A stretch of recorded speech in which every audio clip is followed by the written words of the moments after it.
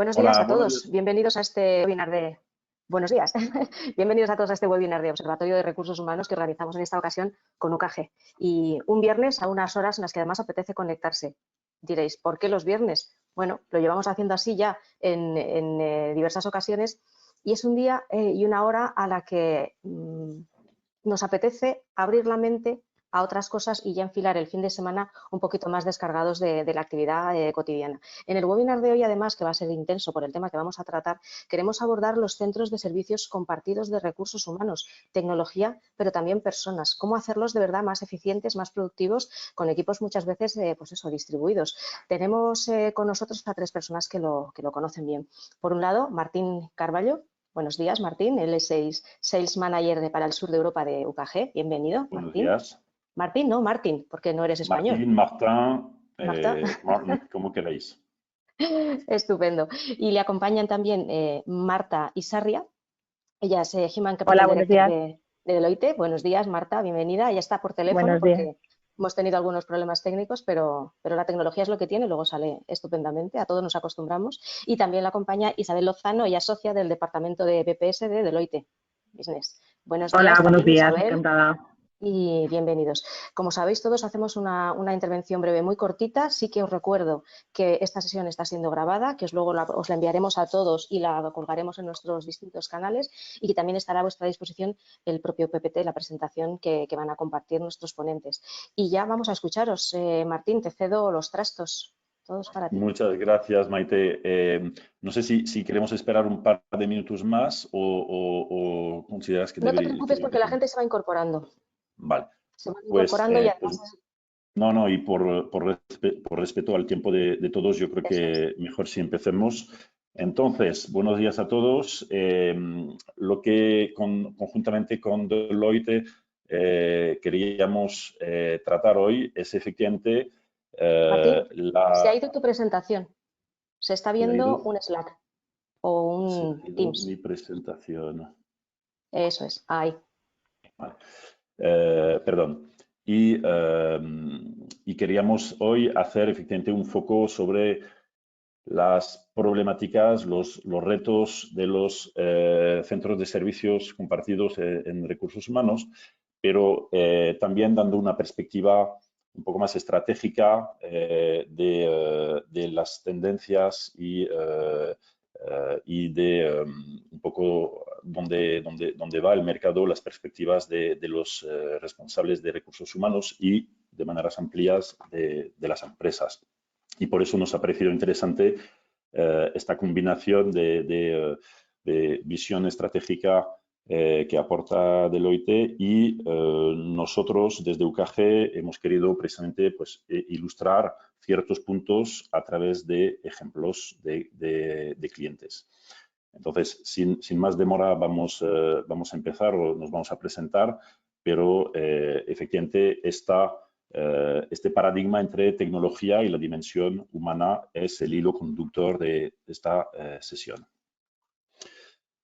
Como os lo decía, nuestra agenda sí que queremos guardar al final y esperamos que generemos preguntas varias desde vosotros. Entonces, intentaremos ser lo más escueto posible ambos y para dejar tiempo para compartir vuestras perspectivas, preguntas, pero también nos interesan vuestras perspectivas o ilustraciones sobre ciertos puntos que comentemos en función a vuestra experiencia. Las personas que Maite pues, nos ha introducido, entonces ahí nos veis y al final de la presentación tendréis nuestros datos de contacto para seguir esta conversación más adelante. Y sin más demora, Marta, te cedo la palabra. Hola, buenos días a todos. La verdad es que es un placer estar aquí. Agradezco mucho la invitación de UKG para que podamos presentar nuestro estudio de tendencias, que ahora os comunicaremos un poquito en unos minutos. Simplemente presentarme y dejo también a Isabel que se presente. Bueno, pues yo soy Marta Isarria, soy directora del Departamento de Consultoría de Human Capital en Deloitte Bueno, pues la verdad es que llevo muchos años en este campo de los recursos humanos, en Deloitte, tanto aquí en España como en Australia, a nivel internacional. Y la verdad es que, bueno, pues espero que el estudio que llevamos haciendo de tendencias de recursos humanos desde hace más de 5 años traiga algunos aspectos que os inspiren y que sean de vuestro interés. Y paso la palabra a Isabel. Buenos días a todos. Bueno, yo soy socia del área de BPS, es la compañía de procesos de soporte administrativos financieros y el área laboral, y durante los últimos años he centrado principalmente mis competencias en centros de servicios compartidos, ¿no? Tanto en la gestión desde el punto de vista financiero como desde el punto de vista laboral. Como bien decía Marta, el objetivo de hoy es poder, bueno, dar unas pautas en base a las tendencias, ¿no?, dentro del área de recursos humanos que permitan mejorar la actividad o la gestión de los empleados. Pues si os parece, comenzamos ya. Martín, lo siento porque te voy a hacer ir pasando por estos problemas técnicos las slides y ir diciendo, por favor, pasa al siguiente, pero si no te importa, comenzamos y bueno, pues... No te preocupes, yo soy tu debido. Venga, muchísimas gracias. Bueno, pues como os comentaba, hoy nos gustaría compartir con vosotros este estudio de Human Capital que hacemos todos los años a nivel global y bueno, pues le hemos denominado un poco liderando el camino de sobrevivir a prosperar, ¿no? Es como un título bastante impactante porque creo que entre todos estamos de acuerdo que hemos vivido un momento donde hemos pasado de sobrevivir a una pandemia a tener que pensar en que esto ya no se trata de supervivencia, este se trata de, bueno, pues de ver qué podemos cambiar, qué cosas han venido para quedarse, y estaréis de acuerdo conmigo en que ha sido muchas, pero otra dimensión es qué podemos hacer para que, bueno, pues que estar más preparados en el futuro, ¿no? O sea, cómo podemos prosperar con las circunstancias en las que estamos. Y eso es un poco en materia de recursos humanos donde nos vamos a centrar hoy. Veréis un poco las tendencias que estamos viendo ahora mismo en el mercado en materia de recursos humanos, ¿vale? Si pasamos a la siguiente slide, lo que podemos ver en esta slide es un poco cuáles han sido los desafíos que han experimentado las organizaciones en el último año, ¿no? Y lo que queremos abordar con este estudio es cómo los han abordado. O sea, para nosotros, aquí no hemos puesto nosotros la información, o sea, las tendencias que vais a ver hoy, que os vamos a contar, es lo que nos han contado más de 6 líderes empresariales, además en más de 99 países de todo el mundo. O sea, esto, como os decía, es un estudio global de tendencias de capital humano, y nos han trasladado un poco cuál ha sido la visión de cómo esta crisis, esta pandemia, ha influido sobre todo en los ejecutivos, en las organizaciones, a hacer frente, no solamente al presente, sino al futuro, ¿no? A los futuros retos. Y es un poco donde nos vamos a focalizar hoy, ¿vale? Como decía además Martín, veréis que estos retos, y ahora cuando vayamos desmenuzando cada uno de ellos, hay un aspecto común, ¿no?, en estas tendencias, que es esa dimensión y esa dimensión holística, ¿no?, y que se une entre la tecnología y lo humano, ¿no? Es decir, cómo podemos aproximar la tecnología a las capacidades humanas, ¿no? Cómo podemos ayudar con la tecnología siendo un medio para llegar a un fin que es, bueno, pues una mejora del desempeño del talento, ¿no?, que tenemos. Simplemente por daros algunas pinceladas, sobre todo por los que estáis aquí, ¿no?, porque muchos de vosotros pues estáis en el campo de recursos humanos o estáis en algún área de talento o de cultura dentro de las organizaciones o de desempeño organizacional, pero queríamos traeros también un poco cuáles han sido estos porcentajes de respuesta. Si no te importa, vamos al siguiente slide, ¿vale? ¿Qué podemos ver en este slide? Pues lo que podemos ver es el porcentaje de respuestas. Bueno, para que veáis un poco que han sido 233 test los que han contestado, de personas del Consejo de Administración, ejecutivos de negocio, pero sobre todo aquí queríamos puntualizar un tema muy importante, y es, si veis en la parte derecha de la presentación, veis que un 44% de los que han respondido a nuestro estudio global de recursos humanos o de Human Capital vienen de recursos humanos, ¿no? Son profesionales que trabajan o se desempeñan en el campo de recursos humanos. Sin embargo, y por primera vez en el tiempo que llevamos haciendo este estudio, que ya son más de 11 años, un 56% de los que han respondido a este estudio de tendencias de recursos humanos vienen de otras áreas de la organización. ¿Y por qué es importante señalar esto? Pues porque ahora estamos viendo, bueno, ya lo veíamos viendo en los últimos años, pero con mucha más intensidad en este último año y con el tema de la pandemia, que ahora mismo todo lo que respecta al talento, las nuevas formas de trabajo, el reskilling, incluso la tecnología y cómo utilizamos la tecnología para el trabajo.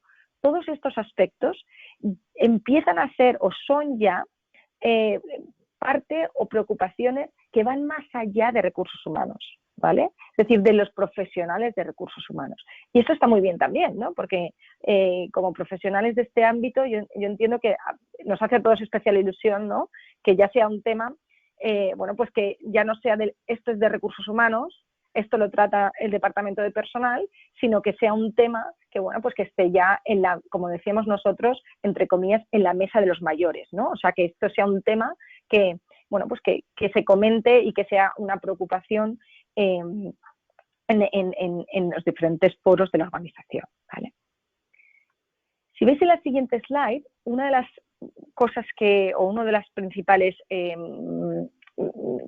conclusiones que vimos es que las organizaciones es verdad que están asumiendo esa necesidad de planificarse a un entorno muy desconocido, pero también inestable. O sea, anteriormente lo que nos decían en este estudio es que, hombre, que tú planificabas un plan estratégico de 3 a 5 años, que además podías pensar en qué te iba a pasar el año que viene y hacer un presupuesto acorde a eso. Y ahora mismo lo que están viendo las organizaciones es que tienen que acotar, si veis, entre todas estas, la mayoría de las organizaciones lo que nos están diciendo es que esta visión de futuro es planificar con múltiples escenarios. Es decir, que el único escenario, o sea, pre-COVID, era, bueno, no tengo una estrategia de preparación a algo que es desconocido, ¿no? O es inestable, o me va a traer esta inestabilidad. Pero actualmente, yo creo que entiendo que estamos todos en el mismo barco diciendo que al final nos estamos planteando una realidad que cubra muchos escenarios. O sea, que no tenemos una única vía de escape, por así decirlo, o de planificación, sino que tenemos que plantearnos varias alternativas y escenarios para poder afrontar el futuro próximo, ¿no? En la siguiente slide, lo que vemos son un poco dónde creen los ejecutivos que han contestado a esta encuesta que son las capacidades de su organización para hacer frente a estas futuras disrupciones. Es decir, ¿qué necesita una organización para hacer frente a estas disrupciones? Y aquí fijaos, como os decía, no solamente viene por recursos humanos, que hay un porcentaje alto de respuesta por parte de otras unidades de negocio. Lo que decían es que hay dos prioridades o 2 puntos donde nos tenemos que focalizar. La primera es la habilidad de la gente para adaptarse, para adquirir nuevas capacidades, para asumir nuevos roles. Es decir, esa sería la prioridad que tendríamos que tener según este estudio, que tendrían que tener las organizaciones de cara a los próximos años, ¿vale? Y sin embargo, fijaos, solo un 17% de los que han sido entrevistados dicen que están preparados para ello. O sea, que su gente está preparada para adaptarse y para asumir nuevas capacidades y roles. La segunda prioridad o el segundo foco es esa capacidad para gestionar y organizar el trabajo de forma que se tomen decisiones de forma rápida, ¿vale? Es decir, esas decisiones, como decíamos, de workflow, de muchos procesos y procedimientos antes de llegar a una última decisión, parece que ahora mismo, con este nuevo entorno, ha dejado de ser realmente una forma de trabajo que parece ser que vaya a prosperar en el futuro, ¿vale? Y si veis, solo el 25% dice estar preparados para tener estas capacidades en su organización, ¿vale? De toma de decisiones rápidas y de toma de decisiones de acuerdo a, bueno, pues eso, una gestión del trabajo sin planificación o una organización distinta, ¿no? Como veis, como decíamos, y antes de entrar en las tendencias, como os decía antes, estos son los 2 principales focos o prioridades donde los ejecutivos afirman que las organizaciones deben focalizarse para hacer frente a las disrupciones futuras, ¿vale? Si vamos a la siguiente slide, ¿qué cosas vemos o qué tendencias vemos que han salido en este estudio? ¿Vale? ¿Cuáles son las principales tendencias donde creemos, no Deloitte, pero las personas que han contestado, estos ejecutivos, 6.000 ejecutivos, creen que vamos a ir en materia de recursos humanos? ¿Vale? Hay 4 tendencias clave. La primera es diseñar el trabajo para el bienestar. Y ahora entraremos en esa tendencia. Es verdad que se está hablando mucho del bienestar, de la conciliación, de la flexibilidad, del trabajo remoto versus trabajo presencial. Es decir, hay muchas conversaciones aquí, ¿no? Pero vamos a hablar de el bienestar en materia de diseño del trabajo. O sea, de cómo puedo mejorar el trabajo en sí para mejorar el bienestar del trabajador. La segunda tendencia, donde los ejecutivos creen que hay que poner foco, es más allá del reskilling. Vamos a hablar del reskilling, de cómo mejorar estas habilidades, sobre todo preparar a nuestros equipos de cara a las necesidades de capacidades y de skills que vamos a necesitar en un futuro. Es decir, que vayan más allá del presente, sino que determinar qué capacidades voy a necesitar en un futuro y sobre esas actuar, ¿no? Y planificar. La tercera tendencia, las nuevas métricas para gestionar el talento. Es decir, ahora mismo lo que se está viendo es que People Analytics es fundamental, es determinante en la gestión de los recursos humanos. Sin data es difícil tomar decisiones a lo mejor a medio y largo plazo que a lo mejor puedan tener efecto o impacto en lo que estamos buscando, ¿no? Y finalmente, la tendencia de superequipos. ¿Y superequipos a qué nos referimos? Nos referimos con superequipos a cómo las capacidades tecnológicas van a ayudar y van a complementar a las capacidades humanas. Es decir, aquí el punto está muy claro, ¿no? Es decir, oye, ¿cómo podemos darle cierto valor a algunos trabajos o a todos? ¿Cómo podemos, para ello, cómo podemos, no sé si es complementar, suplir, etcétera, las actividades con otras formas de tecnología, otras herramientas tecnológicas, llámese inteligencia artificial, robótica, etcétera. Es decir, es cómo darle valor al talento en la ejecución de tareas que a lo mejor tienen, son más operativas o son más administrativas y por lo tanto no tienen ese valor, que a lo mejor podría dar cada uno de los puestos de trabajo, ¿vale? Y estas son un poco las 4 tendencias clave que salieron de nuestro estudio de tendencias este año, ¿vale? Si pasamos a la siguiente slide, vamos a empezar a hablar de la primera tendencia, ¿vale? La tendencia de diseño del trabajo para el bienestar. Y aquí, yo creo que hay una parte importante, ¿no? Y que estaréis de acuerdo conmigo en que hoy nadie duda realmente que, que el equilibrio entre la vida personal y profesional es un factor clave para los empleados. Y además hoy está en boca de todos, ¿no? Ya se reconocía el bienestar, además, anteriormente como un factor importante en las organizaciones, pero es verdad que el COVID ha demostrado cuán importante es, ¿no? Nosotros en nuestro estudio, la verdad es que este año hemos estado bastante cerca de las organizaciones, pues para conocer un poco qué estrategias, qué prácticas estaban estableciendo en relación al bienestar, ¿vale? Y os cuento alguna de ellas.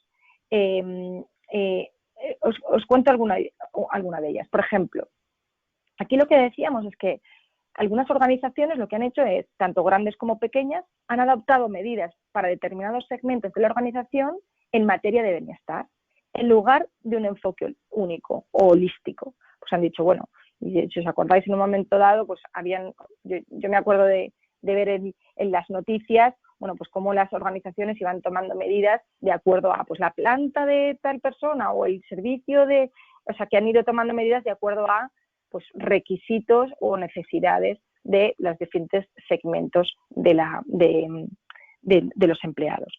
También se han destacado los esfuerzos que se han hecho para permitir que los empleados desconectaran, ¿no? Abogando este derecho de la desconexión que tenemos todos. También se han centrado las organizaciones en apoyar la capacidad emocional, mental de los empleados, sobre todo para adaptarse y prosperar, ¿no? Pero, sin embargo, yo creo que donde las organizaciones y lo que es más emocionante para nosotros, han tenido o han puesto mayor foco o están poniendo mayor foco y por lo tanto van a tener mayor impacto, son en aquellas iniciativas de bienestar adyacentes al trabajo. es decir, con el esfuerzo de integrar el bienestar en el propio trabajo. ¿Y esto qué significa? Pues que permitir a los trabajadores ayudarles a tomar decisiones sobre qué y cómo contribuyen a la organización. Estas dos serían las dimensiones, qué y cómo contribuyen a la organización. Esta es nuestra hipótesis. Nuestra hipótesis es que sobre el bienestar es que esa dualidad entre el bienestar de los trabajadores y la transformación del trabajo es el resultado puramente dicho de lo que es la satisfacción respecto al bienestar y que va a tener un impacto más positivo. Sí que es verdad que se sigue considerando que el bienestar es una responsabilidad de recursos humanos. Creo que todos estaréis de acuerdo conmigo en que siempre que hay un factor de bienestar, recursos humanos es el primer departamento en el que pues se le consulta, se le pregunta, y que esta incorporación del bienestar en el propio trabajo debe ser realizada de manera orquestada. O sea, esa es nuestra perspectiva. O sea, recursos humanos tiene un papel muy importante, pero sí que es verdad que los líderes de las diferentes funciones y niveles tienen un impacto significativo para ayudar a que este qué y cómo contribuyen los empleados a la organización se pueden llevar a cabo, ¿vale? Por lo tanto, y si no te importa, pasamos a la siguiente slide, Martín. ¿Qué medidas se pueden tomar? ¿Qué medidas se están tomando en materia de bienestar en los diferentes ámbitos? La primera medida es la cultural, ¿vale? Cultural, porque se está introduciendo el bienestar en los comportamientos, en las normas sociales de la organización, ¿vale? Esto sí que pasa por crear un entorno de trabajo culturalmente inclusivo, es decir, que permita a los empleados expresar sus necesidades de bienestar sin miedo a ser cuestionado. Esto todavía creo que en algunos casos estamos un poco por detrás de lo que se espera, pero bueno, yo creo que este cambio cultural, este cambio chip cultural debería estar en la mesa de, pues de todas las organizaciones, ¿no? Y aquí, por ejemplo, estábamos presentando alguna empresa, ¿no? que en el sector farmacéutico, por ejemplo, que nos contaba, oye, nosotros estamos cambiando cómo programamos las reuniones para promocionar este bienestar, ¿no? O estamos haciendo, culturalmente estamos incorporando la tecnología para dar más valor, como decíamos, a ciertos trabajos más operativos o administrativos, de forma que puedan contribuir al cómo y dónde se hace el trabajo, ¿no? También las empresas están cambiando en el ámbito relacional. Por ejemplo, algunas empresas están configurando equipos de trabajo según las preferencias de los trabajadores, estilos de trabajo, necesidades personales. Otras empresas también están focalizándose en el ámbito operacional, es decir, ya se empieza a reconocer el bienestar en la gestión del desempeño, en las evaluaciones del liderazgo, en los programas de recompensa y reconocimiento. Ya es un factor que se está evaluando, ¿vale? Y se está, por así decirlo, reconociendo. Y al final también se está hablando mucho de los espacios físicos, ¿no? ¿Qué podemos hacer con los espacios físicos que faciliten el bienestar, ¿no? Y esto es uno de los aspectos que muchas empresas pues están pensando cómo actuar. No sé si, Isabel, tienes un punto aquí también en la parte del ámbito virtual, ¿verdad?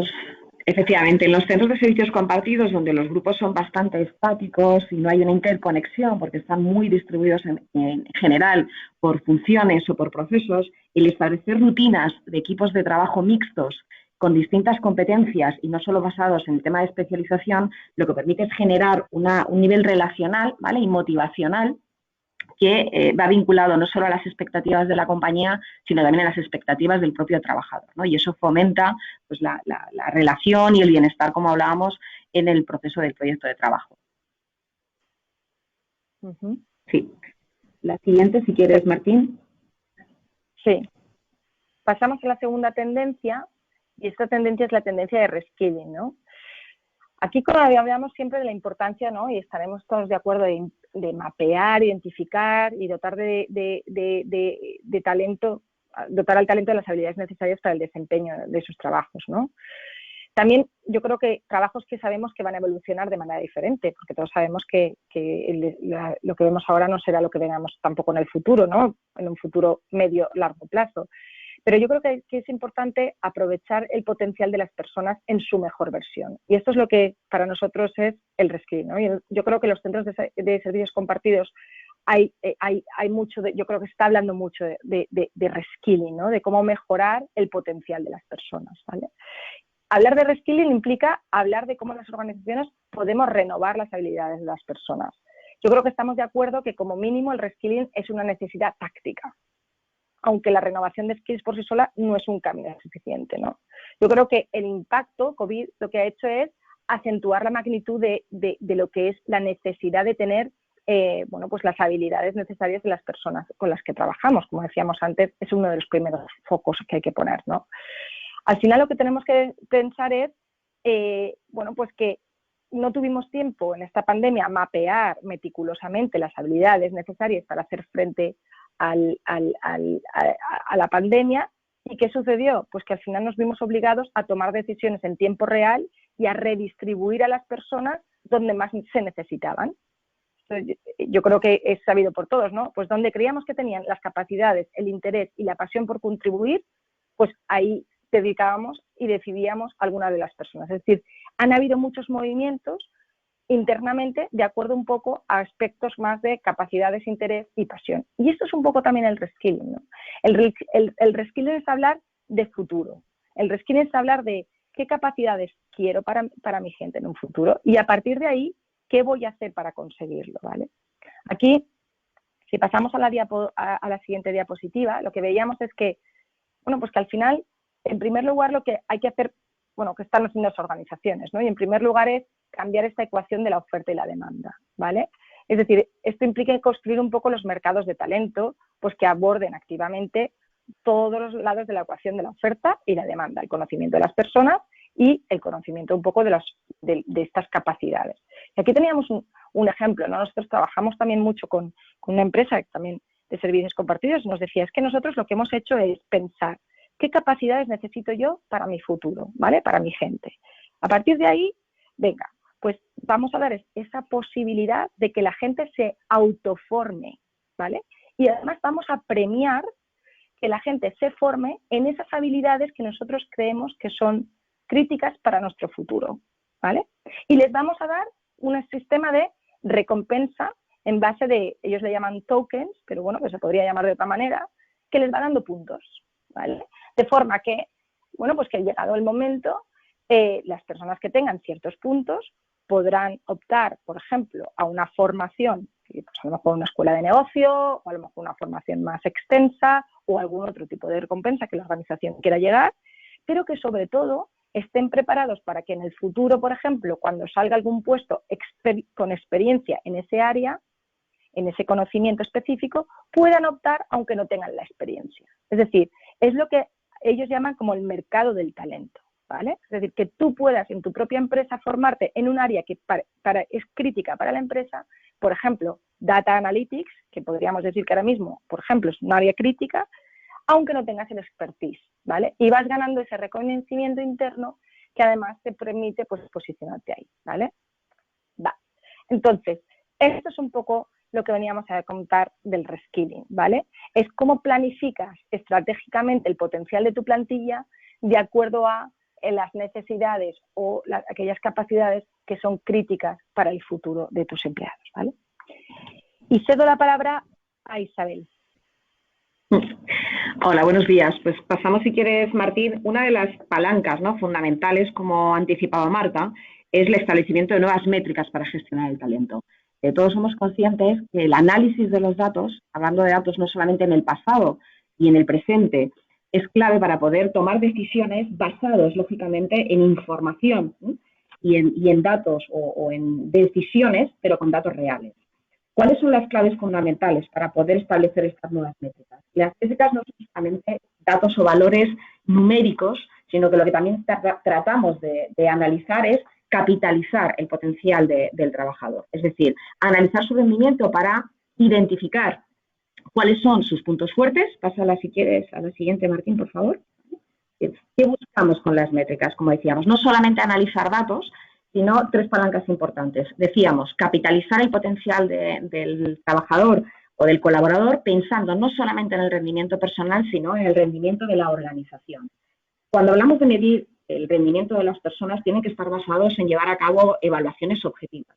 Evaluaciones basadas en criterios homogéneos y que sean medibles.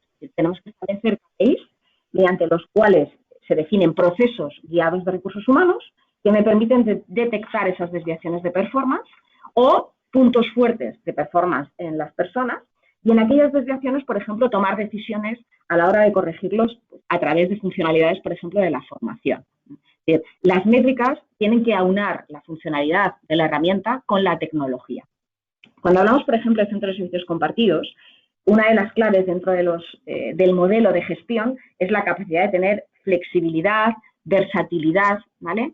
Puesto que, como decíamos, la especialización es un tema clave, pero no es incompatible en absoluto con el hecho de gestionar o aprovechar todo el ecosistema del talento. Es decir, la capacidad de acceder a toda la organización e identificar el talento y expandir responsabilidades y roles. Como comentaba al inicio, en el punto anterior, Marta, esto no es solamente una categoría, sino gestionar y dar la capacidad, reformar, ¿vale? O adaptar competencias, como es la asunción de roles y responsabilidades. Esto no está vinculado solo al asumir un cambio de categoría, sino realmente tener la capacidad de desarrollar competencias, medir esas competencias, como es, por ejemplo, la gestión del liderazgo. Dentro de los CCCs, el liderazgo es fundamental y es un liderazgo que no puede estar vinculado solo a la gestión de un proceso o al performance de un proceso, sino que la capacidad de abrir la gestión del talento a todos y cada uno de los departamentos. Un ejemplo, evidentemente, de esto son las bases de datos o los data gathering que están analizados o divididos a través de procesos, pero muy vinculados a modelos de negocio. Y el negocio no es exclusivamente por el departamento o el área donde está especializado el equipo.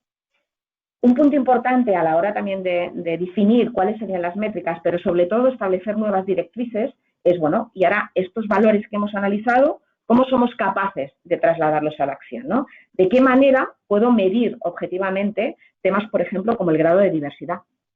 Cuando hablamos de diversidad, no es solamente diversidad a efectos de sexo o de cultura, sino también de opiniones y de competencias. Es decir, la capacidad de trabajar en modelos de equipos transversales, no solamente verticales, que, por ejemplo, permiten asignar a personas, además de su responsabilidad de proceso, tareas como el rol de analizar el grado de automatización dentro de todos los procesos del CSC o asegurar la metodología y homogenización en un proceso de recruiting o en un proceso de onboarding, ¿vale? Pensemos que la plantilla en un CSC está en continua evolución, en constante cambio. ¿De qué manera podemos integrar una información compartimental, ¿vale?, por departamentos entre áreas, que lo que hace efectivamente es eso, traslademos cuál es el grado, ¿vale?, y el grado de satisfacción de los propios trabajadores, pero al mismo tiempo nos permite tomar decisiones y alinearlas con este modelo de negocio, ¿vale? Pasa al siguiente, por favor, Martín.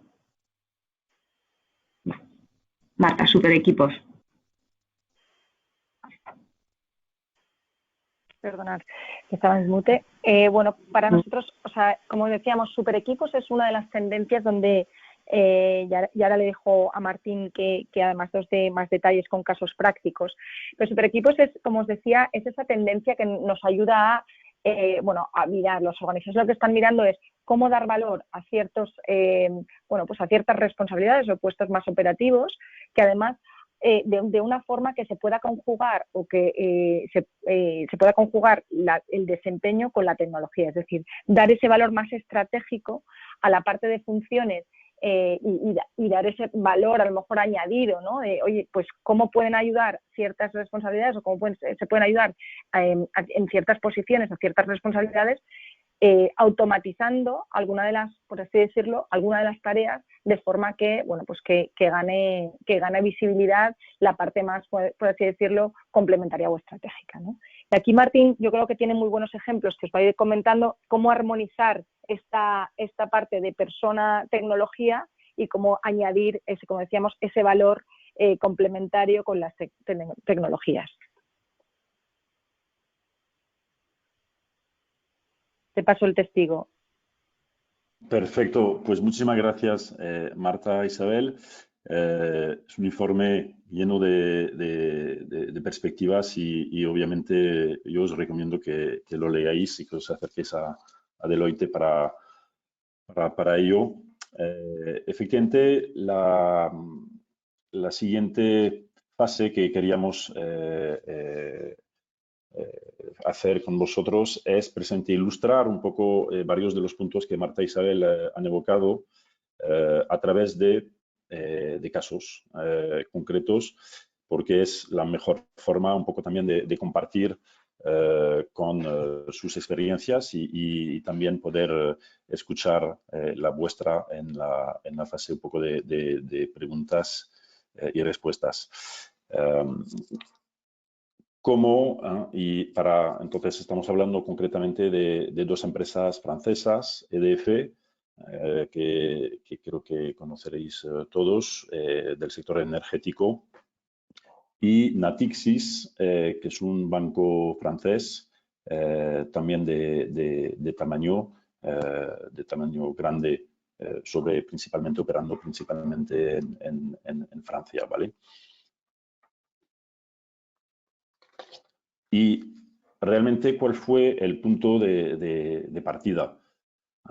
El punto de partida es primero entender y asumir que es un camino largo que hay que recorrer, perdón.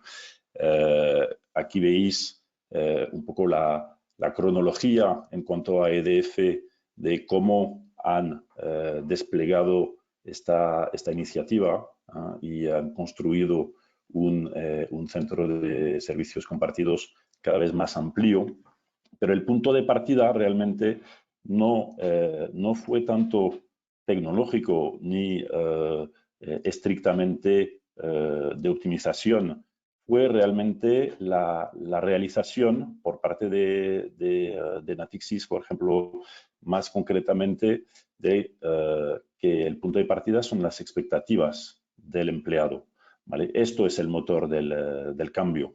La inmediatez, la rapidez que conocemos en nuestra vida, en la dimensión personal de nuestra vida, que esto es una expectativa hoy en día también en el entorno profesional. Y de la misma manera, a través de la tecnología y la movilidad y la conexión de la que gozamos en nuestra vida personal, también la expectativa de un alto grado de personalización de una relación lo más contextualizada posible con la empresa. Y Marta lo ha mencionado a través efectivamente del concepto de super equipos. No solamente esto es debido a que el perfil de la fuerza laboral evoluciona, es más diverso, jóvenes generaciones, pero también, efectivamente, esta relación empresa-trabajador cambia su significado,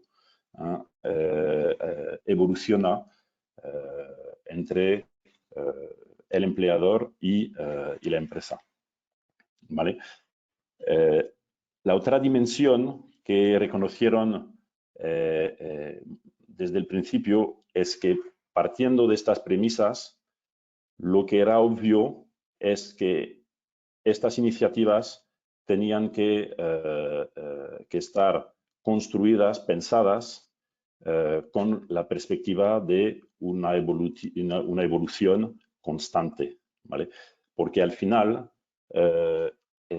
no es solamente o exclusivamente una meta de estructuración, automatización de procesos, ¿vale? De eficiencia, pero sino que efectivamente es un cuerpo vivo, la empresa, y por lo tanto dentro de una estrategia, de una iniciativa de centros compartidos, esta necesidad, esta dimensión de evolutividad tenía que estar permanentemente presente.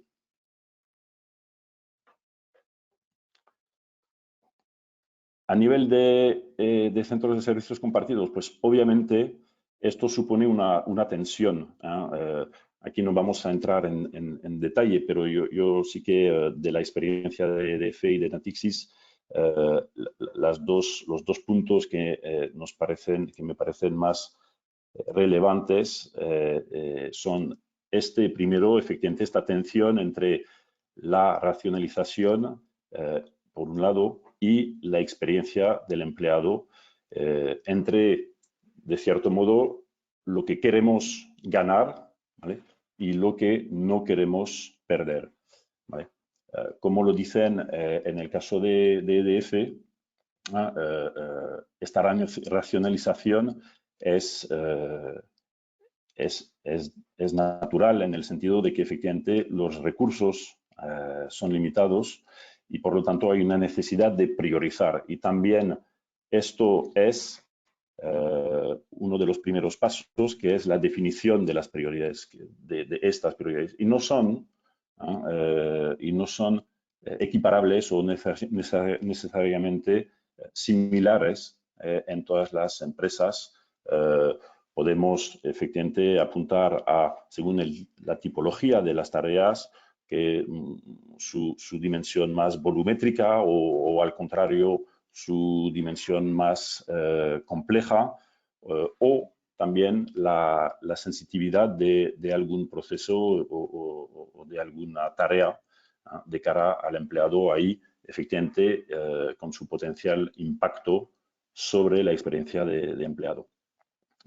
Y, por lo tanto, más allá de esta priorización un poco factual, ¿vale?, en función de una ecuación, realmente, para no perder el hilo de lo humano y de la dimensión personal, tanto EDF como Natixis lo que aplicaron y se aseguraron a la hora de elegir los componentes tecnológicos para estructurar estos proyectos fue de poder, a lo largo de este viaje, de este recorrido, ser siempre en capacidad de recoger la satisfacción de los empleados, los puntos de vista, los comentarios de los empleados y esto para un fabricante de tecnología también es una dimensión que tenemos que integrar en cómo pensamos nuestros productos, ¿vale? Entonces, de cierto modo, desde el principio, esta metodología de retroalimentación, muy similar un poco en espíritu a una metodología agile, ¿vale?, fue constitutiva de su proyecto, ¿vale? A menudo, lo primero, la racionalización, se lleva sobre pues, los casos más frecuentes, por ejemplo, sobre aspectos de nómina, pero esto contiene un riesgo importante, porque efectivamente, por ejemplo, en cuanto a nóminas, es efectivamente un tema muy sensible para los empleados, todo lo que toca a la compensación. Y entonces, efectivamente, la otra gran dimensión para EDF y Natixis en esos proyectos fue concienciarse del riesgo de desconexión. Cuando digo riesgo de desconexión me refiero a varios niveles, ¿vale? Obviamente la desconexión un poco obvia por el distanciamiento físico entre los departamentos de recursos humanos y los empleados, pero también, y haciendo eco a lo que Marta e Isabel han comentado, la desconexión entre los propios departamentos de recursos humanos, los propios equipos de recursos humanos, que si antes trabajaban de manera más colegial, ¿vale?, ahora con el auge de estos modelos de centros de servicios compartidos, pueden llegar a estar totalmente dispersos geográficamente. Y esto al final es una dimensión también importante en esos proyectos. Para estas dos empresas fue clave, porque obviamente los centros de servicios compartidos, antes de ser un proceso, son personas que los constituyan, y estas personas también tienen esas mismas expectativas, tienen también las mismas ambiciones profesionales. Y entonces, dentro de este contexto de servicios compartidos, de centros de servicios compartidos, esta dimensión también propia, humana, de los usuarios, digamos, de recursos humanos, es clave, porque si no, entonces hay alta rotación, no hay acumulación de competencia, no se gana en calidad y este proceso de este concepto de evolución, de mejora, ¿vale? No se va a disparar, ¿vale? Y entonces, como lo dicen bien, lo que querían era también, a través de las tecnologías que elegían, poder crear o mantener estas interacciones con los empleados, pero también entre ellos. Y esto, al final, debe tener un reflejo en la tecnología, ¿vale?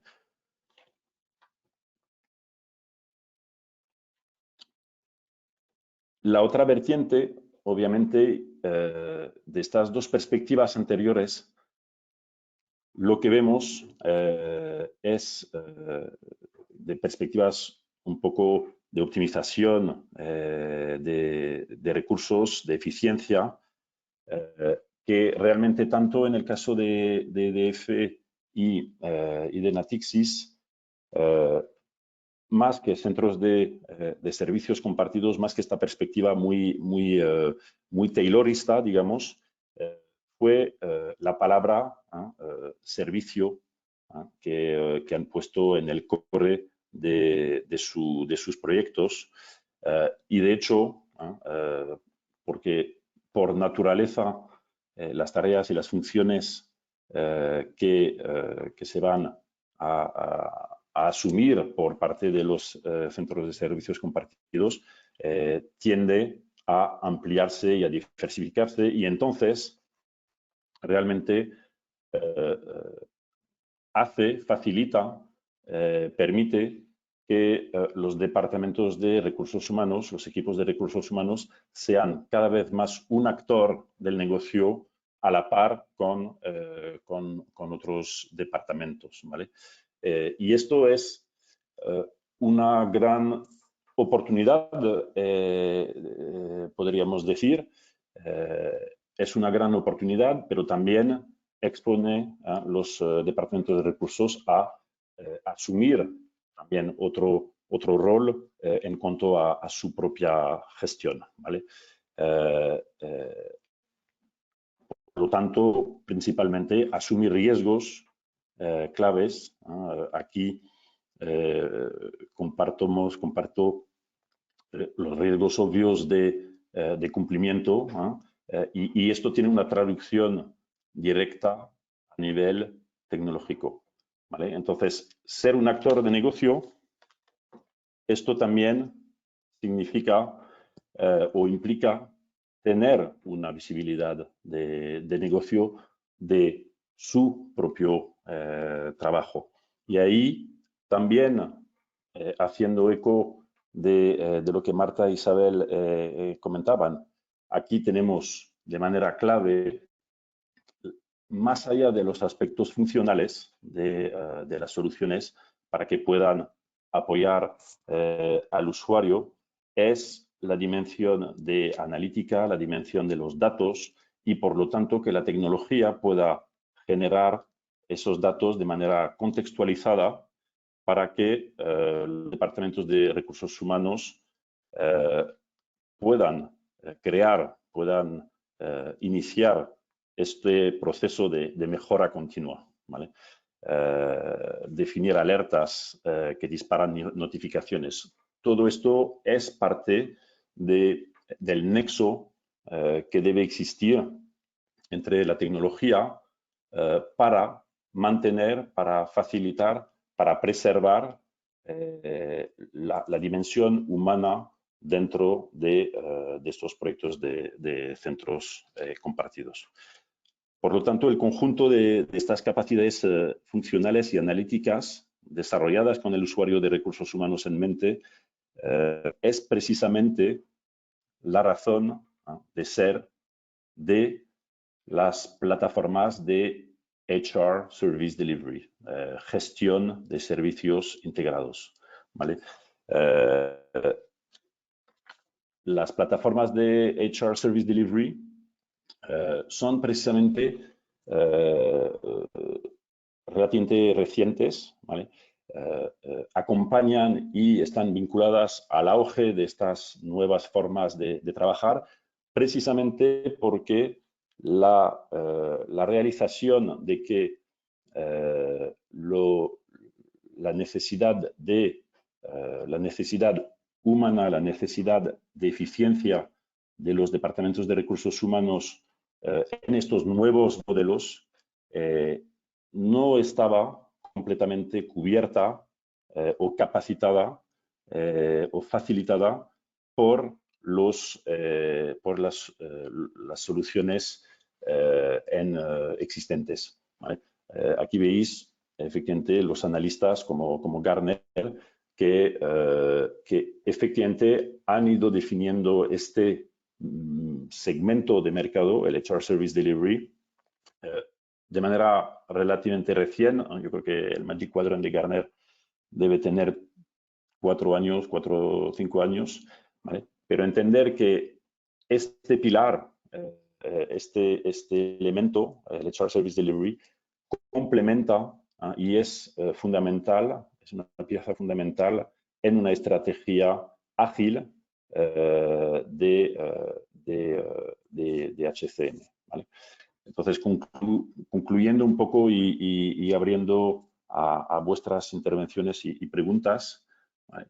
Yo creo que haciendo eco de lo que decían Marta e Isabel, los centros de servicios compartidos efectivamente no solamente más allá de la cuenta de resultados son una oportunidad para mejorar la marca de empleador, son una de las piezas claves para que los recursos humanos sean un actor cada vez más relevante del negocio de la empresa. Y desde la perspectiva tecnológica, obviamente, la absoluta necesidad de desarrollar tecnologías que son funcionalmente flexibles, arquitecturalmente fácil de desplegar, y aquí la palabra clave es el cloud y los modelos SaaS, ¿vale? Y por lo tanto también esta gran necesidad de interoperabilidad, de poder integrarse. No hay una plataforma que permita cubrir bien en detalle, con los detalles que necesitan los usuarios a nivel funcional, todos los aspectos de los recursos humanos. Y entonces todas estas soluciones deben poder integrarse. Es de nacimiento el propósito del HR Service Delivery. Así que este rápido enfoque de la mañana sobre centros de servicios compartidos, sobre la tensión entre tecnología y la dimensión humana, acabamos y podemos abrir al turno de preguntas. Tenéis en el chat la posibilidad de hacer preguntas. Maite, no sé si has podido hacer algunas preguntas. Sí, vamos con ellas. Primero, daros las gracias por las intervenciones de los tres y vamos ahora ya con las preguntas. La primera, estabais hablando en la intervención de Deloitte sobre cómo ha impactado la tecnología o cómo está transformando la tecnología el catálogo de indicadores de recursos humanos. Y nos piden profundizar un poquito en ello. ¿Qué nuevos indicadores están aflorando gracias a la aplicación de la tecnología? Muy bien. Bueno, pues a ver, si hablamos de indicadores, normalmente los indicadores que se venían tratando, ¿vale? Y los KPIs fundamentales eran basados en volumetrías. Volumetrías de datos, volumetrías bueno, probablemente de procesos, pero hay datos combinados que ahora no solamente hablan, por ejemplo, a la hora de medir el rendimiento, ¿no? el rendimiento con la información salarial. Por ejemplo, el identificar cuál ha sido la evaluación del desempeño de determinadas personas dentro de un grupo, comparar esa evaluación del desempeño con el nivel salarial de las personas y compararlo, por ejemplo, con los datos o los objetivos del propio departamento en el que está asignado. ¿Esto qué te permite? Evidentemente es un cruce de información financiera, un cruce de información de gestión de recursos humanos y una comparativa donde puedas tomar decisiones si esta persona, por su desempeño, pues tiene un nivel salarial, sin embargo, tiene un nivel de satisfacción que no está alineado, ¿no? o con los objetivos o con personas de su mismo departamento. Ese puede ser uno de los medidores o de los KPIs, y sobre todo de la vinculación, ¿no? Cuando hablamos incluso de algoritmos. Otro de los temas es, bueno, cómo hacemos un data gathering vinculado a procesos y negocio. Igual, dividir o subdividir las tareas o los procesos de centro de servicios compartidos, alineándolo con la estrategia de cada uno de los negocios, ¿no? Cuando hablamos de procesos, no hablo solamente de procesos financieros, también de procesos de recursos humanos. Y vincular a través de Business Intelligence, a través de un BI, datos económicos, desde el punto de vista de negocio y de cada uno de los procesos y las personas o equipos asignados a estos procesos. No sé si, Marta, ¿se te ocurre alguno más? Al final es importante entender el modelo de negocio. Sí, perdón. Perdona. Yo creo que lo importante es identificar los KPIs, pero sobre todo es relacionarlos, como decía, yo creo que el punto es la estrategia, ¿no? Es decir, que los KPIs siempre estén ligados a la estrategia del negocio. Y muchas veces, no solamente la estrategia de la empresa, a veces hay que ir un paso más allá y ver lo que es un poco los planes y la estrategia de las diferentes funciones y business. Entonces, yo creo que eso sería fundamental en lo que es la práctica de identificación única. Vale. Nerea nos pregunta, cuando Marta ha hablado de diseñar el trabajo para el bienestar, ha dicho que las organizaciones han tomado una serie de medidas para ese diseño del bienestar en el trabajo. Después de tomar esas medidas, ¿se ha llevado algún tipo de evaluación con los empleados para comprobar que realmente han sido eficaces? Yo aquí también incluso añadiría, a la pregunta, perdona, Marta, añadiría, ¿cómo se mide el bienestar? Vale, perfecto. Pues mira, bueno, sobre la primera pregunta, ¿vale? Si las medidas han sido eficaces. Te diría que, bueno, pues es un tema incipiente, no muchas empresas están todavía ahí. Te diría que la mayoría de las empresas donde están focalizando las iniciativas de bienestar son en la parte iniciativas más psicológicas, emocionales y creo que también iniciativas más financieras. Respecto al diseño del trabajo, esto es una tendencia a futuro, ¿vale? Algunas empresas han empezado y sí que es verdad que aquellas que han empezado han visto que han obtenido un mayor rendimiento, una menor rotación y una mayor productividad de sus empleados. O sea, que sí que están teniendo, lo que nos indica que realmente sí que tiene un efecto positivo.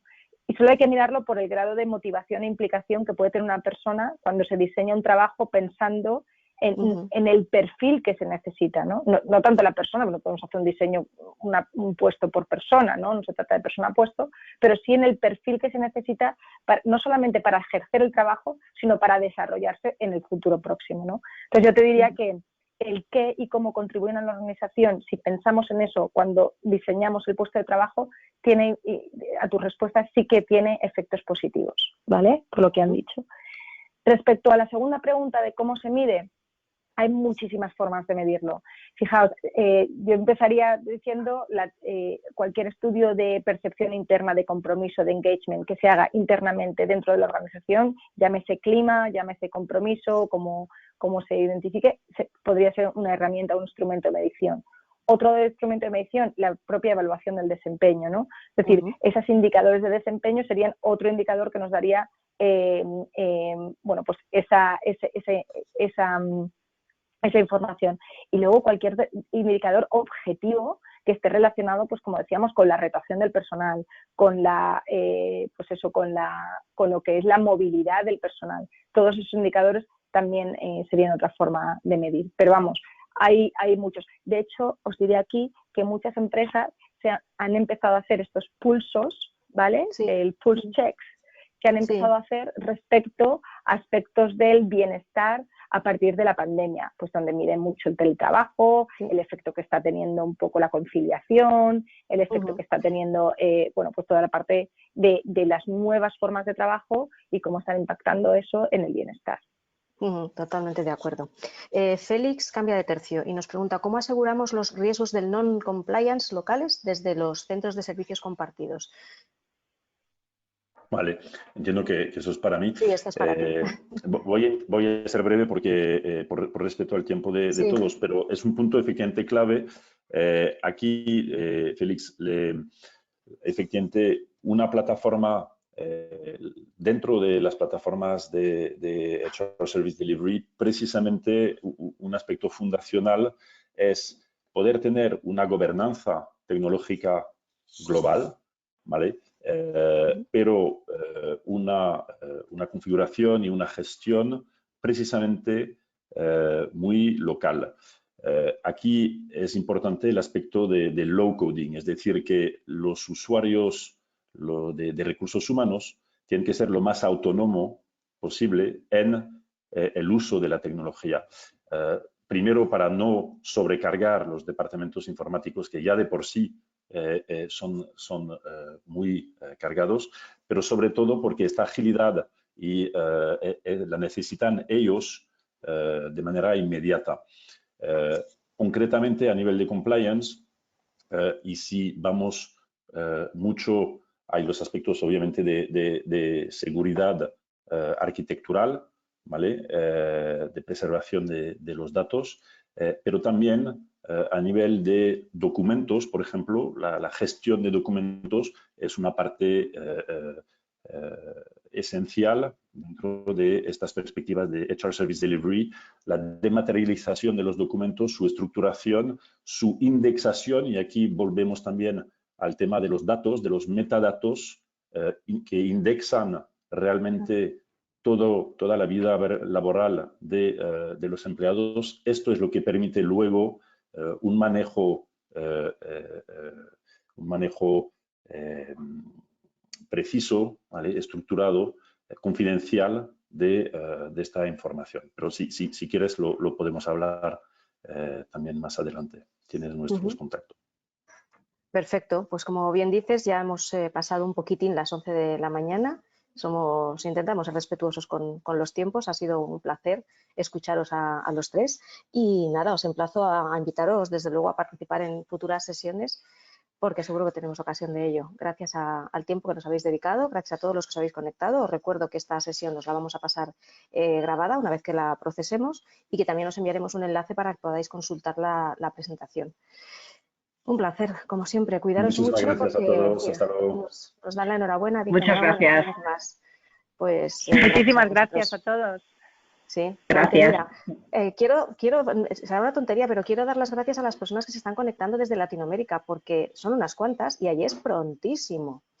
Eso dice mucho del interés que hay, pues, bueno, por profundizar en estos temas y, como digo yo, por bichear un poquito también alternativas tecnológicas, porque ahora para elegir hay que conocer.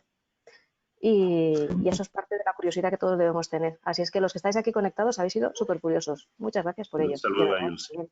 Gracias a todos. Gracias. Buen fin de semana. Un saludo. A todos. Igualmente. Hasta luego. Hasta luego. Adiós.